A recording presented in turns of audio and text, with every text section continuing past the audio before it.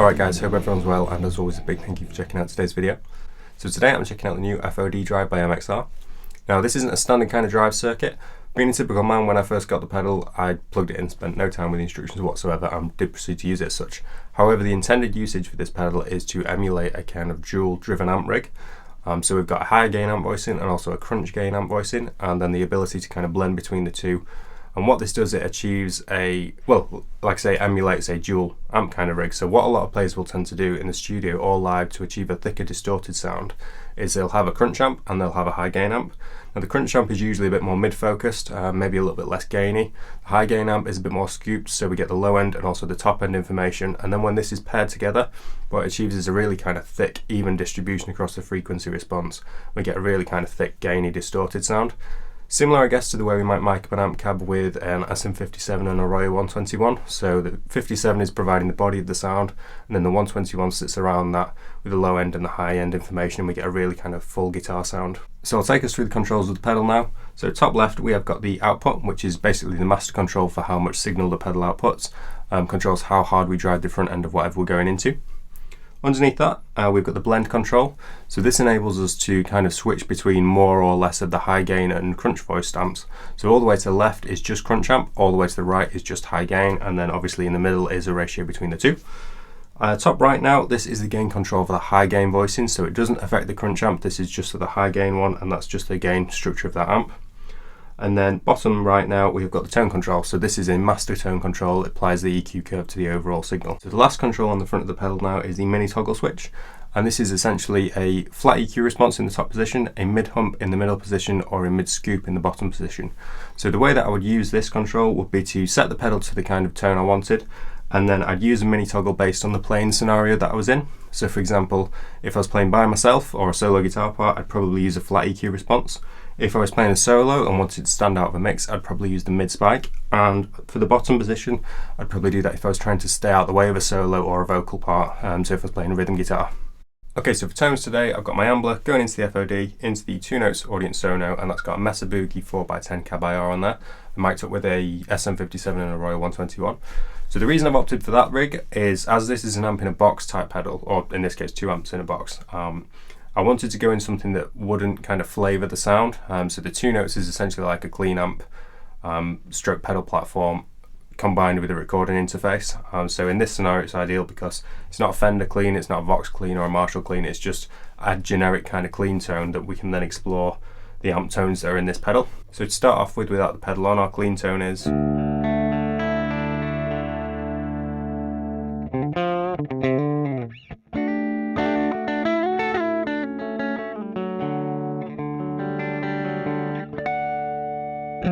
Okay, now if we kick the pedal on,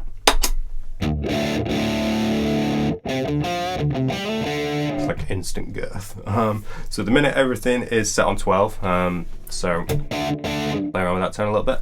I'm actually going to keep the EQ flat as well for now.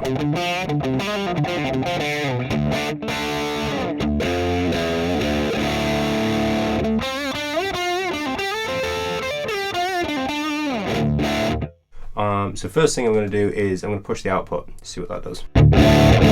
It really does affect the signal actually, that. Probably. I thought I was clipping, but I don't think I am. Normally I wouldn't tend to, sorry I'm sat on a squeaky chair, normally I wouldn't tend to push the front end of an amp with a pedal output certainly. I think in this instance, as we've got like, as we're going for a really full thick sound, I think it actually really works. It sounds really cool. It adds a lot of body to it. So I'm going to keep that just above 12 for now. So the next thing I want to look at is the blend dial. So I'm going to take this all the way to the left, and this is our crunch amp.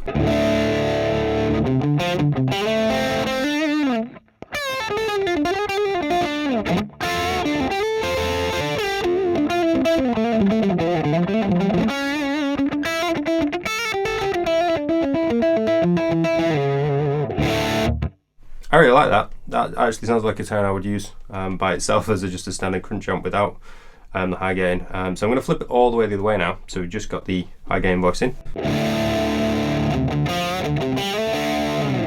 So straight away I've noticed a kind of drop in volume. I don't know if that's going to show up on YouTube or if it'll kind of auto compensate with the compression on there. But we have had a noticeable not a massive, but a noticeable drop in volume, and because we've lost a lot of the mids, which is where our guitar kind of naturally sits. So it might just be something to bear in mind if you're using this more orientated towards the high gain. We might want to push the output a little bit more.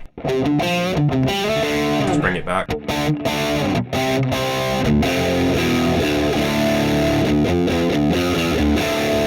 Okay, so what I'm going to do now is explore the gain dial for this amp. So I'm not going to take it all the way down because the signal will disappear, but if I go just dipped below a quarter, and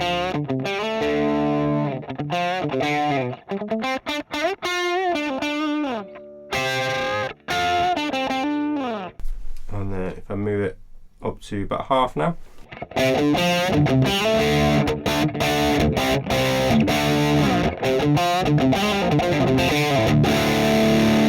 cool, that sounds thick. 3/4.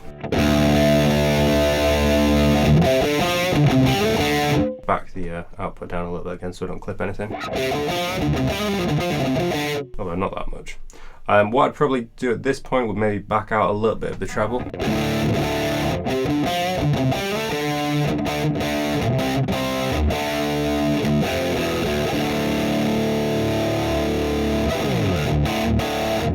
I don't play a whole lot of metal, to be honest. I kind of generally gravitate towards more crunchy tones, but I'll do my best with some metal riffage as we get higher up into the gain.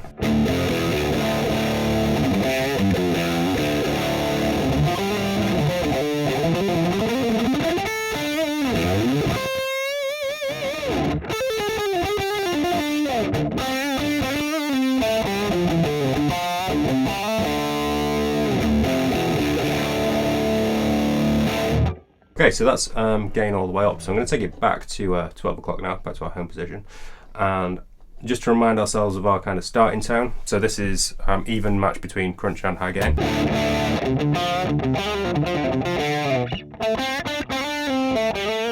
So now I'm going to explore the gain options whilst we've got some a bit of both amp voicings in there.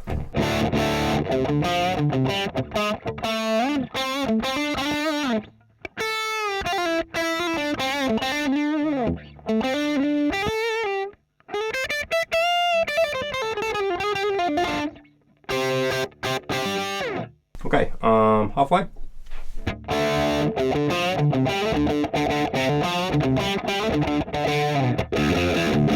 Everyone's going to be sick of open drop D chords now.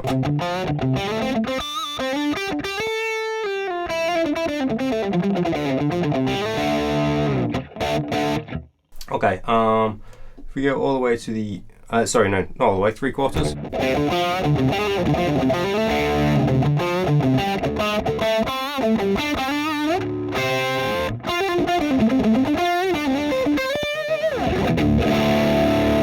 And then all the way up on the high gain amp.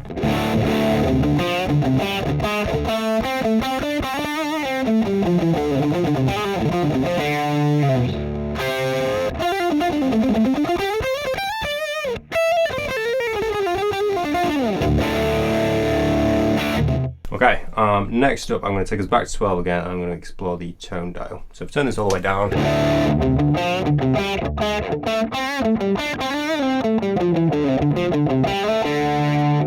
that's nice to hear actually, because a lot of the time if we at the like extremities of a tone control, well not even just a tone control, the extremities of control on something in general, we sometimes hear a more unusable tone, but that actually sounds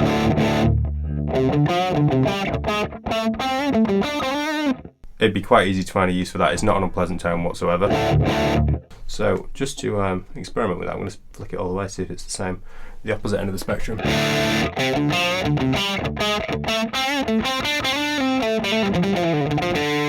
So it's quite a thin tone, but again it's not, normally when we really like gun a tone control, things can start sounding a bit harsh and spiky, which it doesn't, oh, it's not sounding like that to me anyway. I think that'd be cool for like a lo-fi kind of.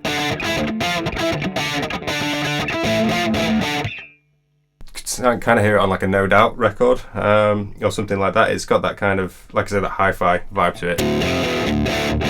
Or you might put it in there to kind of add clarity to a part buried beneath a double track or something.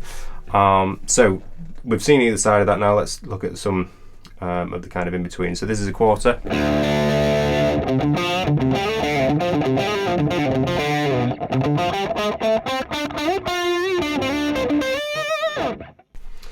then just remind us of halfway again.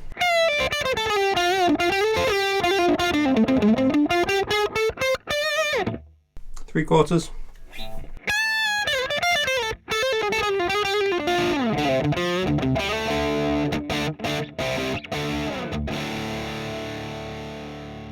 So that's all the tone knobs covered. What I want to do now is talk about the mini toggle on the front. So this is on the flat EQ, the top position.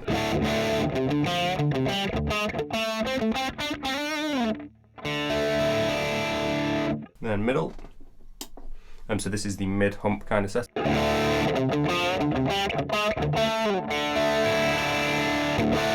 So that sounds a little bit boxy on its own. As I mentioned before though, my application for that would be either to poke out a solo, whether it's in a studio or kind of a live setting. And quite often we do hear this. If you ever hear the ISO tracks of a solo that you like, the tone sounds way different outside of the mix as it does in the song. And obviously that's because in the song you want to kind of create your tone to match everything else that's going on. So I'm totally cool with that sounding that way, and because having used it for the intro performance on the solo at the end, it did the job perfectly for that. So moving on to the bottom switch now, this is the mid scoop kind of sound. So we've lost some volume on that. I'm going to just turn the gain up to compensate a little bit. We've also lost some volume because I turned the volume down.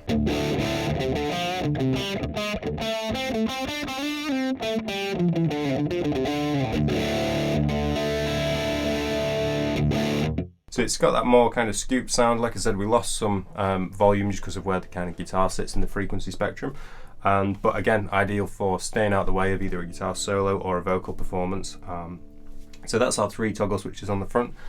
Something I did forget to mention actually at the start of the video was, or when I was talking through the controls, was the fact that we can change the crunch amp voicing via some kind of mini controls on the inside of the pedal. So I'll bring up some pictures for them.